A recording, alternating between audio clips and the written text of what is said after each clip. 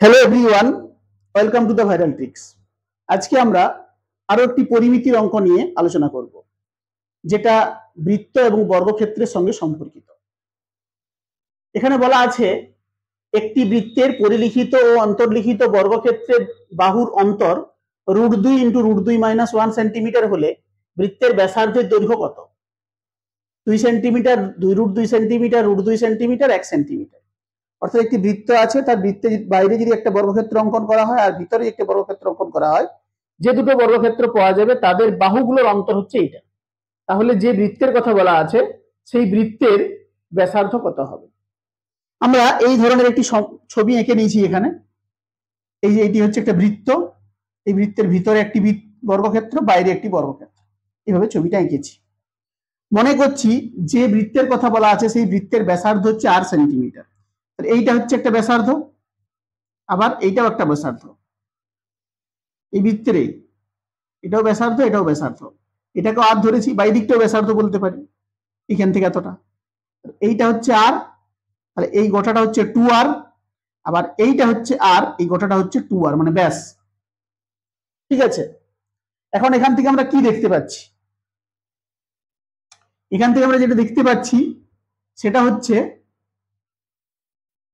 এই যে 2r ব্যাসটা, এইটা কি এই বাইরে যে বর্গক্ষেত্রটা আছে তার বাহুর সঙ্গে কিন্তু সমান, অর্থাৎ a1 এর মান হয়ে যাচ্ছে 2r। এটা আমাদের দরকার। আবার ভিতরে যে বর্গক্ষেত্রটা আছে তার বাহু, এইটা বাহু a2 আমি ধরেছি। এই বাহুর সঙ্গে সরাসরি ব্যাস বা ব্যাসার্ধের কোনো সম্পর্ক নেই, কর্ণের সঙ্গে সম্পর্ক আছে। বর্গক্ষেত্রের যে কর্ণটা সেটা হচ্ছে এখানে বৃত্তের ব্যাস। তাহলে আমরা বর্গক্ষেত্রের কর্ণের সূত্র কি জানি? বর্গক্ষেত্রের কর্ণের সূত্র হচ্ছে বাহু √2, বাহু √2, অর্থাৎ a√2, এই বাহু ছিল a√2, এটা সমান হয়ে যাচ্ছে 2r। তাহলে এখান থেকে আমি পাবো a2 = 2r বাই √2।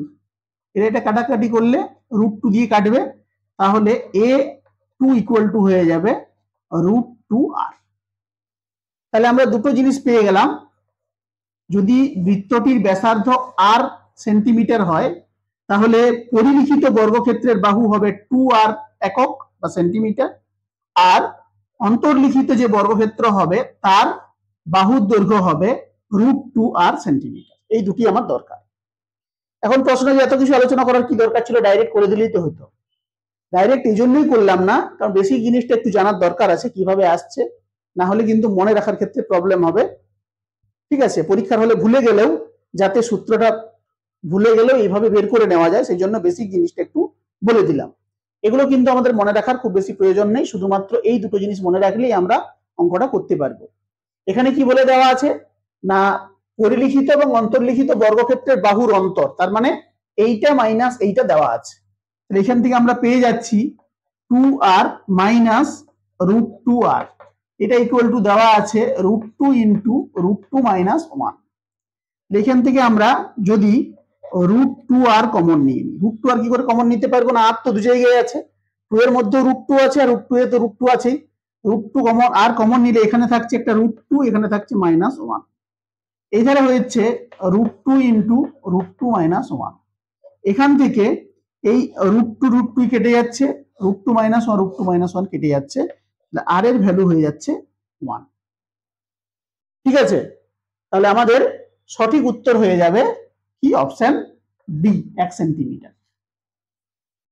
আমাদের তাহলে এই ধরনের অঙ্ক করার জন্য যেটুকু মনে রাখতে হবে না, বৃত্তের পরিলিখিত বর্গক্ষেত্রের বাহুর দৈর্ঘ্য হবে 2r একক, অন্তর্লিখিত বর্গক্ষেত্রের বাহুর দৈর্ঘ্য হবে √2r একক।